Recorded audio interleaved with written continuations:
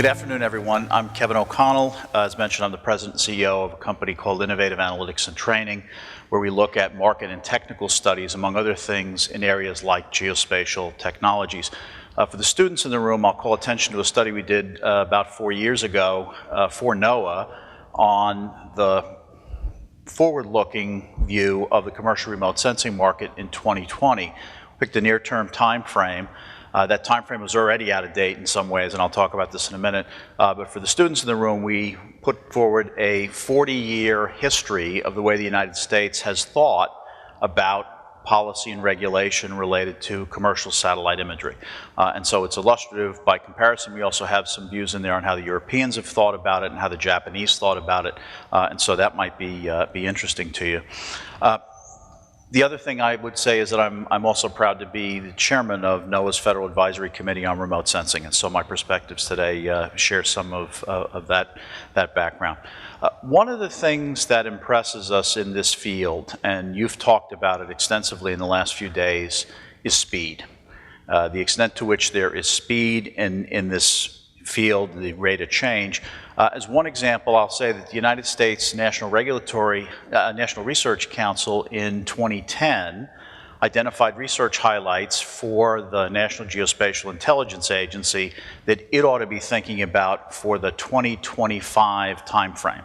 I would say that a casual back-of-the-envelope look at that today would suggest that roughly 80% of the areas improve space-time models, crowdsourcing of geospatial information has either been achieved or is already invested in very heavily by the private sector mostly, but also in the government. And so speed is important here when we're talking about policy and regulation of governments.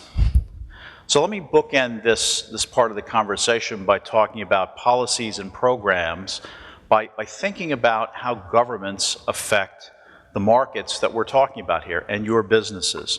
Okay?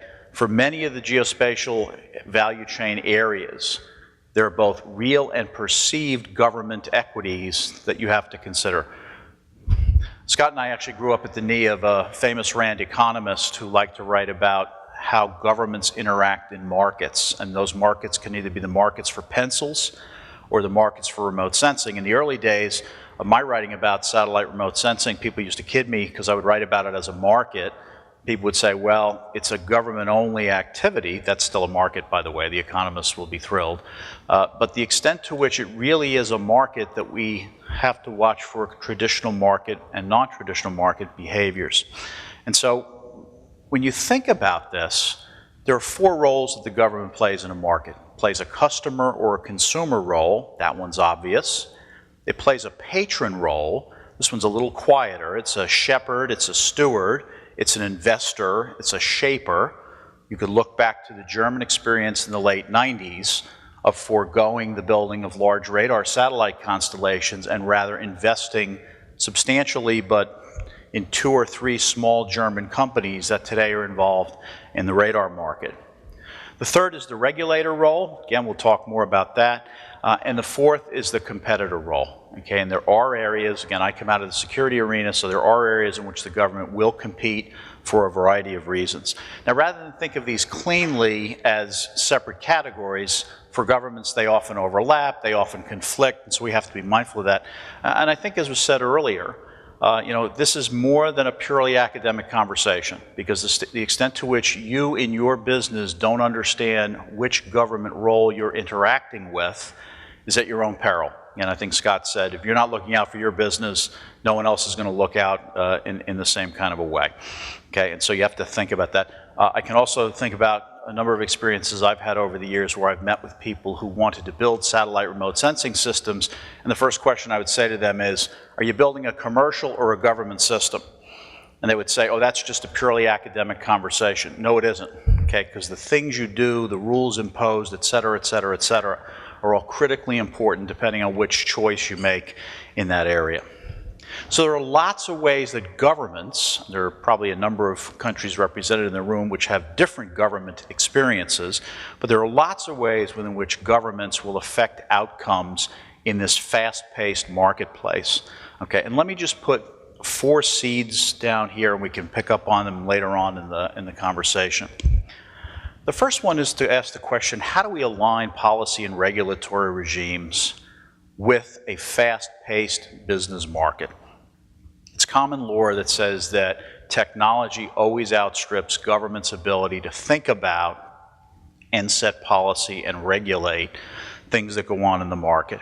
This is especially important in this market, okay? And we can see areas, we can look across technologies like GPS, satellite remote sensing, even drone technology today, to see the extent to which the regulatory environments are actually slipping farther and farther behind, but they have meaning for people who are in the market. Again, most of the people in this room. The second one is what I'll call the paradox of the innovation challenge, okay? Especially given the fast pace in the market and the growing involvement of venture capital in the market especially. We might mark in the satellite business, we mark the Google acquisition of Skybox as a major drive forward in this area. Governments are facing important challenges in a number of these areas. For example, on the regulatory front, the question is whether you encourage your industry to lead or to be consistent with foreign policy partners, national security partners, et cetera, et cetera, et cetera. On the other hand, as Jerry has talked about and Barb have talked about, these new capabilities actually allow governments to reimagine the way that they have done classical government businesses historically. Okay, we need to look only to the weather conversation that you folks have been having the last couple of days.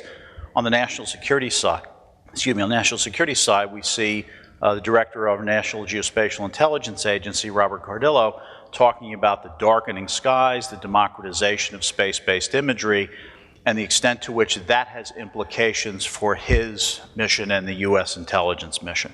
How do governments reimagine what they do? Again, there have been some great examples here already in this panel. And instead of thinking about these market capabilities as competitors, direct competitors to what government is trying to do. Okay. The third one is to ask the question, what's the overall role of government in this geospatial ecosystem that we're effectively talking about? Governments typically identify specific technologies. Again, we've seen the impact in the space-based remote sensing business for a number of years, but insights are coming from a wide combination of sensors, processing, data value-added data resellers, things like that. What are the effective points at which government should regulate and be involved in that market? The way we've said it from the Acres Committee is to suggest that for many of these capabilities, satellites and UAVs being the easiest to understand, we're moving from a world of aerospace technology and the way we think about and regulate and control those to information capability. Much harder from a control and regulatory perspective. What's the right role that the government should play in these areas, especially as one, historically military-related technologies become commercialized, and secondly, the gap grows between theoretical, desirable, and practical methods of control. Okay? What we want to do may be very different from what we can actually accomplish. And it's very important to take an objective view of that. Lastly, how do we square, we've not yet talked about it on this panel, I know this is one of Kevin's issues, how are we going to square the privacy and security issues that are associated with these technologies and these capabilities? A lot is being written today, for example, about the right to be forgotten, and we're starting to see people look at the geospatial aspects of that. Okay, it's mostly been talked about in the communications context, but people are starting to write about the geospatial aspects of that. What will be the emerging norms for geospatial privacy, and how do we think about security in a world where we have essentially geospatial, what I would call geospatial transparency? Okay, especially given that the transparency will come from, again, this aggregation of data as opposed to any one single capability that we can identify and regulate. So that last one is a very big one. Okay, look forward to talking to you more in the question session about that. And on that note, I'll stop. Thank you.